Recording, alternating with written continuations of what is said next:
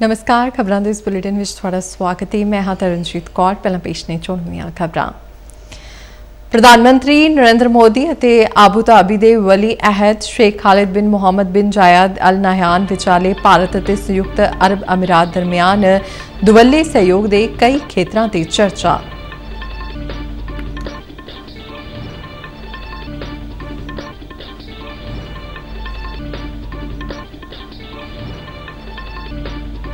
ਭਾਰਤੀ ਫੌਜ ਅਤੇ ਭਾਰਤੀ ਹਵਾਈ ਫੌਜ ਨੇ ਅੱਜ ਰਸਦ ਸੰਚਾਲਨ ਵਿੱਚ ਕਾਮਿਆਂ ਦੇ ਹੁਨਰ ਅਤੇ ਸਮਰੱਥਾ ਨਿਰਮਾਣ ਨੂੰ ਵਧਾਉਣ ਦੇ ਮੰਤਰ ਨਾਲ ਗਤੀ ਸ਼ਕਤੀ ਯੂਨੀਵਰਸਿਟੀ ਨਾਲ ਇੱਕ ਸਮਝੌਤਾ ਪੱਤਰ ਤੇ ਕੀਤੇ ਦਸਤਖਤ।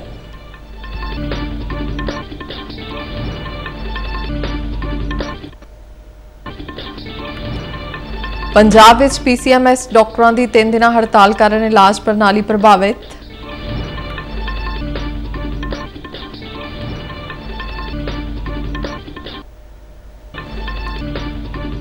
पंजाब की एंटी गैंगस्टर पुलिस फोर्स ने फिरोजपुर तीरे कतल मामले में गिरफ्तार शूटरां बारे मोहाली विच कीती प्रेस कॉन्फ्रेंस।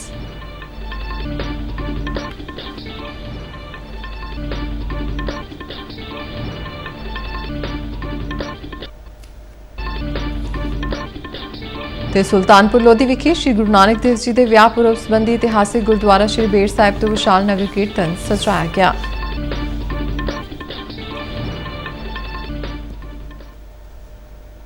ਤੇ ਹੁਣ ਖਬਰਾਂ ਵਿਸਥਾਰ ਨਾਲ। ਪ੍ਰਧਾਨ ਮੰਤਰੀ ਨਰਿੰਦਰ ਮੋਦੀ ਨੇ ਨਵੀਂ ਦਿੱਲੀ ਵਿੱਚ ਆਬੂ ਧਾਬੀ ਦੇ ਵਲੀ ਅਹਿਦ ਸ਼ੇਖ ਖਾਲਿਦ ਬਿਨ ਮੁਹੰਮਦ ਬਿਨ ਜਾਇਦ ਅਲ ਨਹयान ਨਾਲ ਵਫਦ ਪੱਧਰੀ ਗੱਲਬਾਤ ਕੀਤੀ। ਨਵੀਂ ਦਿੱਲੀ ਦੇ ਹੈਦਰਾਬਾਦ ਹਾਊਸ ਵਿੱਚ ਹੋਈ ਇਸ ਗੱਲਬਾਤ ਦੌਰਾਨ ਦੋਵਾਂ ਆਗੂਆਂ ਨੇ ਭਾਰਤ ਅਤੇ ਸੰਯੁਕਤ ਅਰਬ ਅਮੀਰਾਤ ਦਰਮਿਆਨ ਦੁਵੱਲੇ ਸਹਿਯੋਗ ਦੇ ਕਈ ਖੇਤਰਾਂ ਤੇ ਚਰਚਾ ਕੀਤੀ।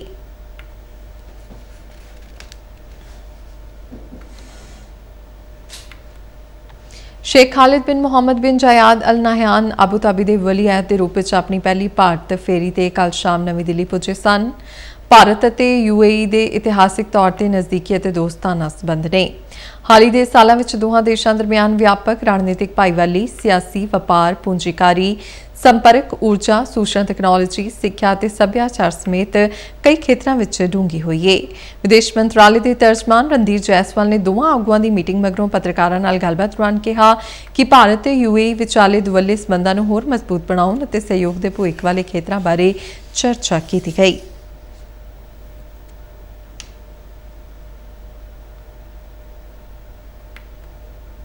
ਭਾਰਤੀ ਫੌਜ ਅਤੇ ਭਾਰਤੀ ਹਵਾਈ ਫੌਜ ਨੇ ਅੱਜ ਰਸਦ ਸੰਚਾਲਨ ਵਿੱਚ ਕਾਮਿਆਂ ਦੇ ਹੁਨਰ ਅਤੇ ਸਮਰੱਥਾ ਨਿਰਮਾਣ ਨੂੰ ਵਧਾਉਣ ਦੇ ਮੰਤਵ ਨਾਲ ਗਤੀ ਸ਼ਕਤੀ ਯੂਨੀਵਰਸਿਟੀ ਨਾਲ ਇੱਕ ਸਮਝੌਤਾ ਪੱਤਰ ਤੇ ਦਸਤਖਤ ਕੀਤੇ ਨੇ।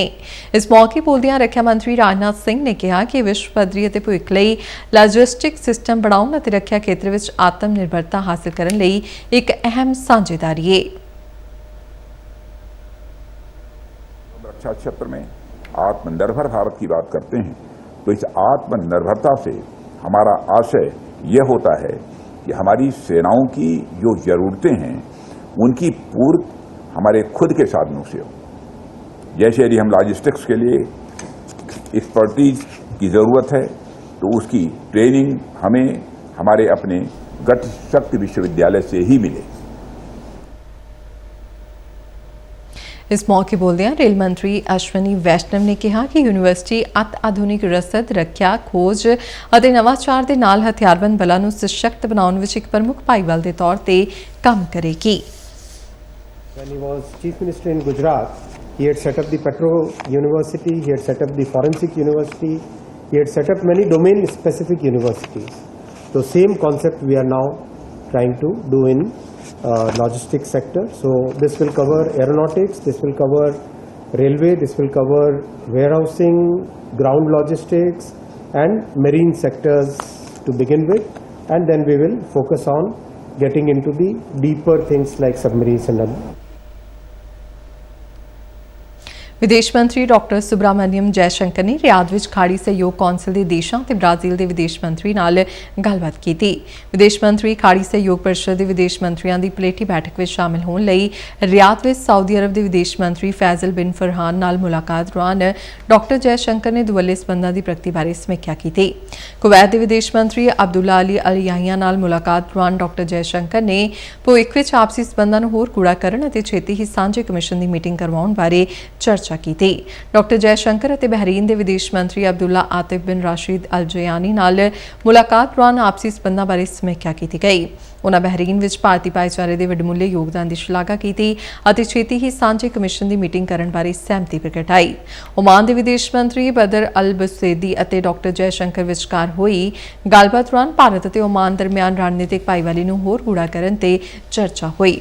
ਡਾਕਟਰ ਜੈਸ਼ੰਕਰ ਨੇ ਬ੍ਰਾਜ਼ੀਲ ਦੇ ਵਿਦੇਸ਼ ਮੰਤਰੀ ਮਾuro ਵਿਏਰਾ ਨਾਲ ਵੀ ਮੁਲਾਕਾਤ ਕੀਤੀ। ਇਸ ਦੌਰਾਨ G20, ਬ੍ਰਿਕਸ ਅਤੇ ਯੂਕਰੇਨ ਸੰਘਰਸ਼ ਸਮੇਤ ਕਈ ਬਹੁਪੱਖੀ ਮੁੱਦਿਆਂ ਤੇ ਚਰਚਾ ਹੋਈ।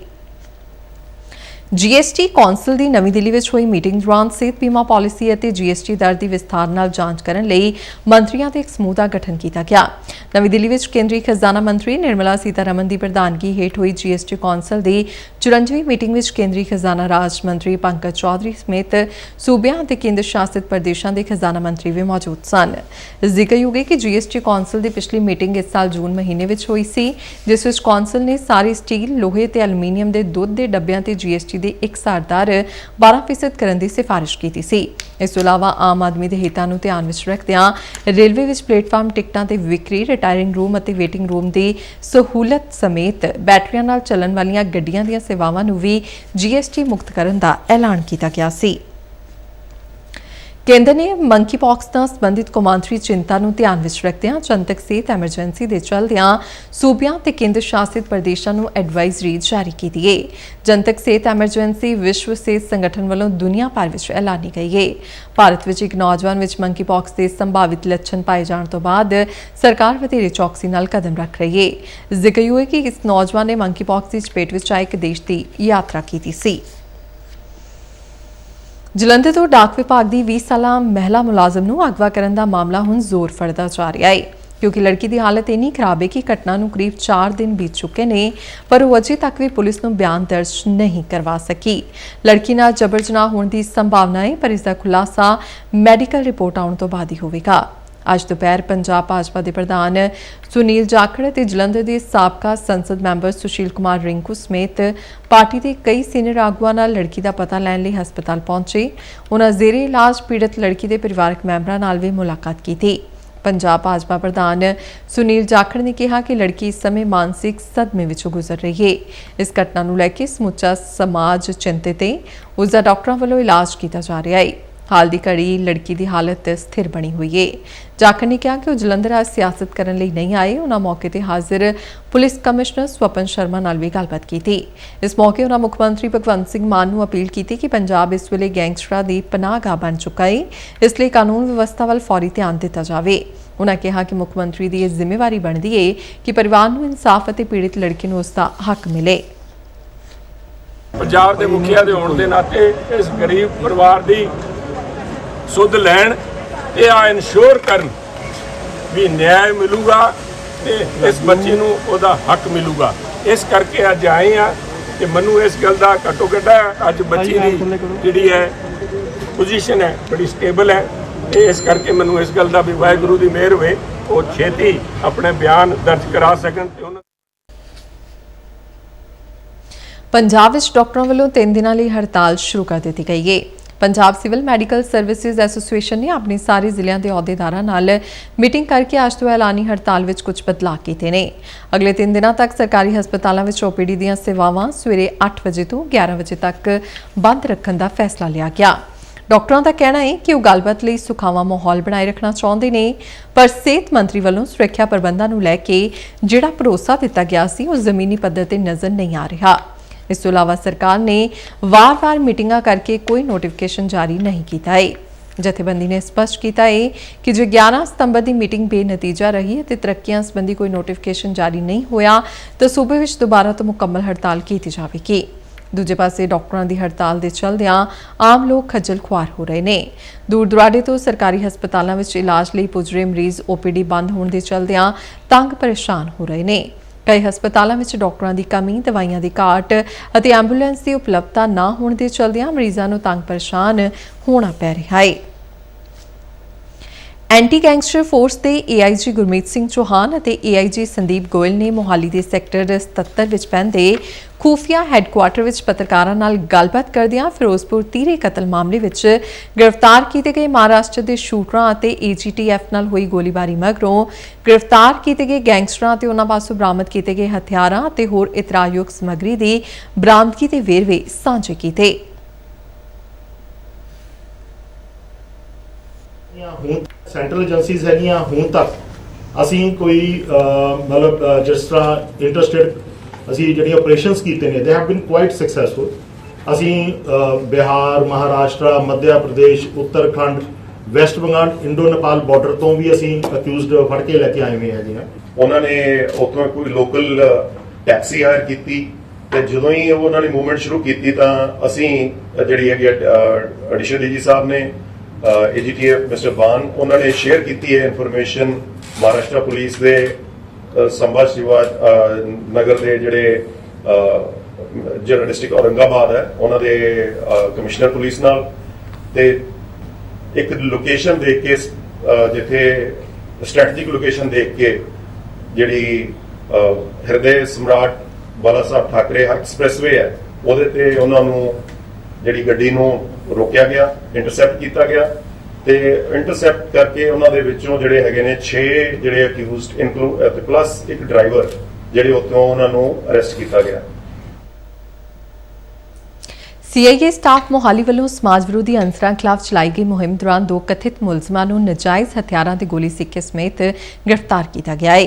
ਸੀਆਈਏ ਸਟਾਫ ਦੀ ਪੁਲਿਸ ਪਾਰਟੀ ਵੱਲੋਂ ਜਦੋਂ 에ਅਰਪੋਰਟ ਚੌਂਕ ਤੇ ਨਾਕਾ ਲਗਾਇਆ ਗਿਆ ਸੀ ਤਾਂ ਉਹਨਾਂ ਨੂੰ ਸੂਹ ਮਿਲੀ ਕਿ ਬਰਨਾਲਾ ਦੇ ਰਹਿਣ ਵਾਲੇ ਏਵਨਪ੍ਰੀਤ ਸਿੰਘ ਅਤੇ ਸੰਦੀਪ ਸਿੰਘ ਉਰਫ ਮਿੰਟੂ ਜਿਨ੍ਹਾਂ ਤੇ ਪਹਿਲਾਂ ਹੀ ਲੜਾਈ ਝਗੜੇ ਦੇ ਕਈ ਮੁਕੱਦਮੇ ਦਰਜ ਨੇ ਨਜਾਇਜ਼ ਅਸਲੇ ਸਣੇ ਇੱਕ ਨਿੱਜੀ ਕਾਰ ਵਿੱਚ ਕਿਸੇ ਦੋਸਤ ਦੀ ਉਡੀਕ ਕਰ ਰਹੇ ਨੇ। ਮੁਸਤੈਦ ਪੁਲਿਸ ਪਾਰਟੀ ਨੇ ਫੌਰੀ ਰੇਡ ਕਰਕੇ ਉਹਨਾਂ ਨੂੰ ਨਜਾਇਜ਼ ਹਥਿਆਰਾਂ ਸਮੇਤ ਕਾਬੂ ਕਰ ਲਿਆ ਹੈ।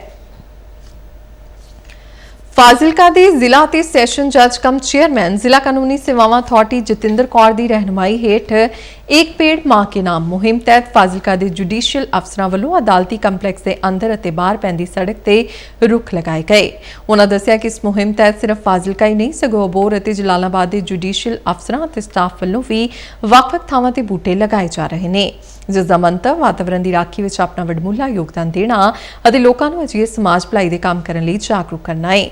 ਉਹਨਾਂ ਦੱਸਿਆ ਕਿ ਜ਼ਿਲ੍ਹਾ ਫਾਜ਼ਿਲਕਾ ਵਿੱਚ ਵੱਧ ਤੋਂ ਵੱਧ ਰੁੱਖ ਲਗਾਉਣ ਲਈ ਯਤਨ ਕੀਤੇ ਜਾਣਗੇ। ਇਸ ਮੌਕੇ ਬੋਲਦਿਆਂ ਉਹਨਾਂ ਕਿਹਾ ਕਿ ਮਨੁੱਖ ਵਾਤਾਵਰਣ ਦਾ ਇੱਕ ਹਿੱਸਾ ਤੇ ਕੁਦਰਤ ਤੋਂ ਬਿਨਾਂ ਮਨੁੱਖ ਦਾ ਜੀਵਨ ਸੰਭਵ ਨਹੀਂ ਹੈ। ਉਹਨਾਂ ਕਿਹਾ ਕਿ ਗਰਮੀ ਦੇ ਪ੍ਰਕੋਪ ਤੋਂ ਬਚਣ ਲਈ ਵੱਧ ਤੋਂ ਵੱਧ ਰੁੱਖ ਲਗਾਏ ਜਾਣੇ ਚਾਹੀਦੇ ਨੇ। ਸੁਲਤਾਨਪੁਰ ਲੋਧੀ ਵਿਖੇ ਸ਼੍ਰੀ ਗੁਰੂ ਨਾਨਕ ਦੇਵ ਜੀ ਦੇ ਵਿਆਹ ਪੁਰਬ ਸੰਬੰਧੀ ਇਤਿਹਾਸਿਕ ਗੁਰਦੁਆਰਾ ਸ਼੍ਰੀ ਬੇਰ ਸਾਹਿਬ ਤੋਂ ਵਿਸ਼ਾਲ ਨਗਰ ਕੀਰਤਨ ਸਜਾਇਆ ਗਿਆ। ਸ਼੍ਰੀ ਗੁਰੂ ਗ੍ਰੰਥ ਸਾਹਿਬ ਜੀ ਦੀ ਛਤਰ ਛਾਇਆ ਅਤੇ 5 ਪਿਆਰਿਆਂ ਦੀ ਅਗਵਾਈ ਅਤੇ ਖਾਲਸਾਈ ਜੈਕਾਰਿਆਂ ਦੀ ਗੂੰਜ ਵਿੱਚ ਇਹ ਨਗਰ ਕੀਰਤਨ ਸਵੇਰੇ 7:30 ਵਜੇ ਗੁਰਦੁਆਰਾ ਸ਼੍ਰੀ ਕੰਧ ਸਾਹਿਬ ਬਟਾਲਾ ਲਈ ਰਵਾਨਾ ਹੋਇਆ। ਇਸ ਤੋਂ ਪਹਿਲਾਂ ਗੁਰਦੁਆਰਾ ਸ਼੍ਰੀ ਬੇਰ ਸਾਹਿਬ ਵਿੱਚ ਗੁਰਦੁਆਰਾ ਸਾਹਿਬ ਦੇ ਹੈੱਡ ਗ੍ਰੰਥੀ ਭਾਈ ਸਤਨਾਮ ਸਿੰਘ ਨੇ ਨਗਰ ਕੀਰਤਨ ਦੀ ਆਰੰਭਤਾ ਦੀ ਅਰਦਾਸ ਕੀਤੀ।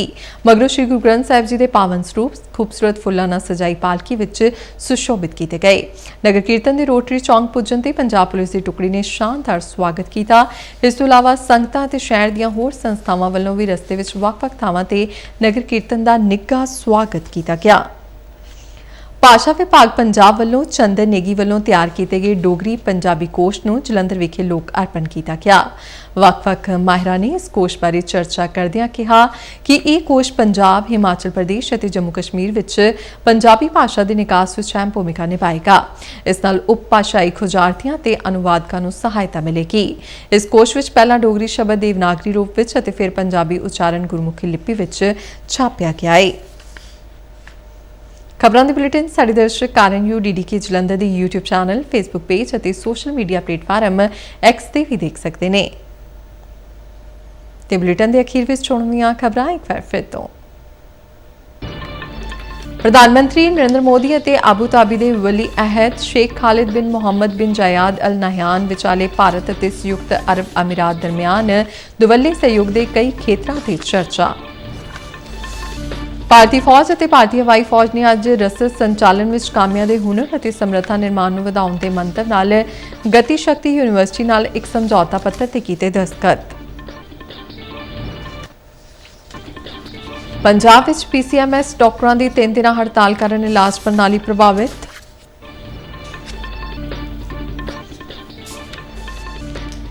ਪੰਜਾਬ ਦੀ ਐਂਟੀ ਗੈਂਗਸਟਰ ਪੁਲਿਸ ਫੋਰਸ ਨੇ ਫਿਰੋਜ਼ਪੁਰ ਤੀਰੇ ਕਤਲ ਮਾਮਲੇ ਵਿੱਚ ਗ੍ਰਿਫਤਾਰ ਸ਼ੂਟਰਾਂ ਬਾਰੇ ਮੋਹਾਲੀ ਵਿੱਚ ਕੀਤੀ ਪ੍ਰੈਸ ਕਾਨਫਰੰਸ।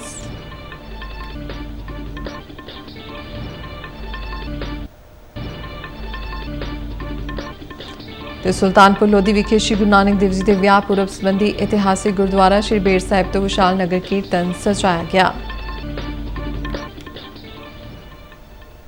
ਤੇ ਇਸ ਨਾਲ ਹੀ ਖਬਰਾਂ ਦਾ ਬੁਲੇਟਿਨ ਖਤਮ ਹੁੰਦਾ ਹੈ। ਇਜਾਜ਼ਤ ਦਿਓ, ਨਮਸਕਾਰ।